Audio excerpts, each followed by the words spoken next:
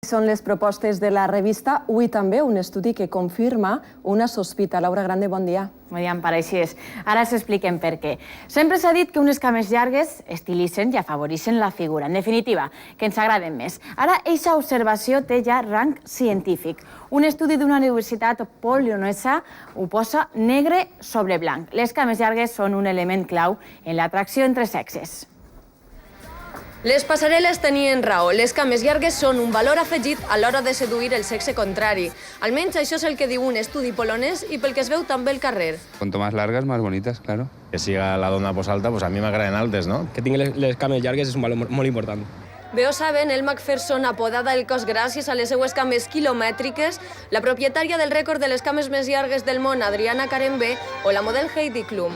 Esta última té assegurades les seues extremitats inferiors en 1,5 milions d'euros. Però quines són les cames masculines més cotitzades? No conozco así ninguno, que me llame la atención de las piernas. Madre mía, pues no sabría ahora decirte.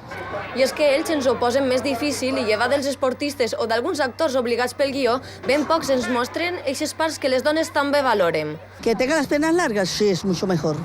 Pues largas y estilizadas y bien bonitas. Un xic alt està millor que no un xic més baixet.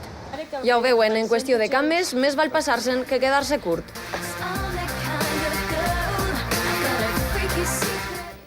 És divendres, dia d'estrenes cinematogràfiques, i la cartellera arriba plena de noms importants. Àlex de la Iglesia, Javier Bardem i Charlize Theron són alguns d'ells.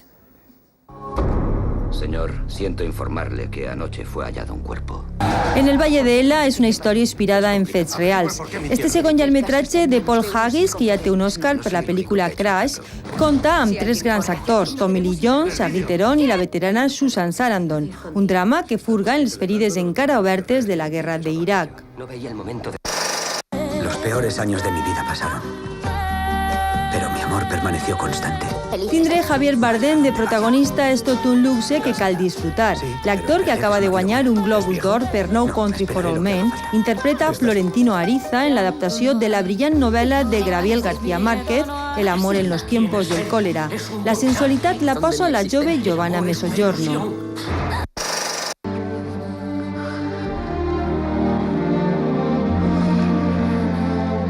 El director espanyol Àlex de la Iglesia trasllada l'acció d'esta cinta a l'estricte ambient acadèmic de Gran Bretanya.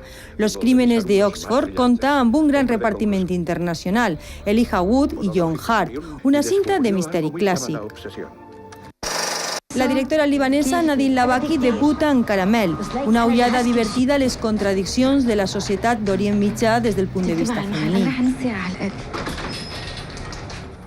I no avui, sinó dimecres